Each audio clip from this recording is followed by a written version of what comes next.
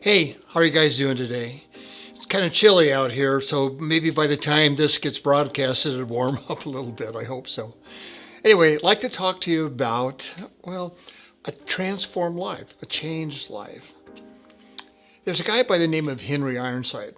Just a really cool author. He was a great Christian leader in the first half of the 20th century.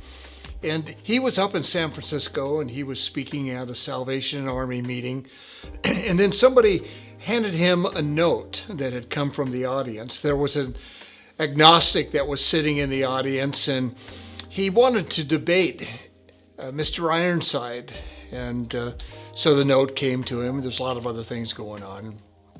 At any rate, Mr. Ironside decided to accept the invitation for that debate. And he wanted to do it publicly.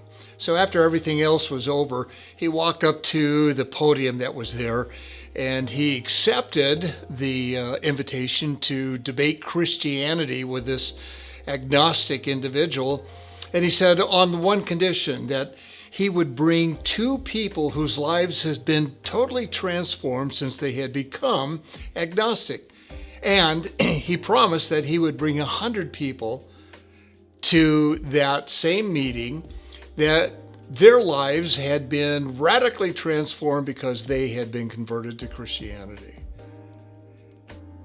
An English biologist by the name of Thomas Henry Huxley coined that word agnostic in 1869. His premise was that you can't believe in God and you can't even discuss God because God can't be proved through science. That reminds me of a conversation that Jesus had with a scholar of his own day and age by the name of Nicodemus. Nicodemus wasn't getting what Jesus was saying. And so Jesus says, you know that the wind is blowing even though you can't see it. But you know it's there. The Apostle Paul in the book of Romans said, you know God's there just by looking at creation. Let me just share a couple of other verses with you really quickly. John chapter 5, verse 24 says, most assuredly, Jesus speaking here, I say to you, he who hears my word and believes in him who sent me has everlasting life, and shall not come to judgment, but has passed from death to life. One more. John chapter 10, verse 10. Jesus said, I've come that they may have life, and that they may have it more abundantly. Your life isn't going to change by not believing in God, but by believing in him and trusting in him. Broken marriages have been restored.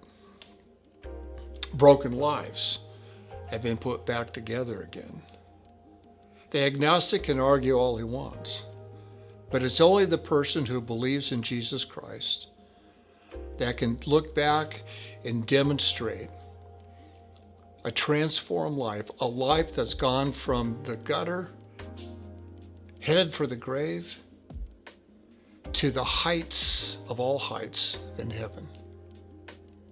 The world all around about us is really a world of agnostics.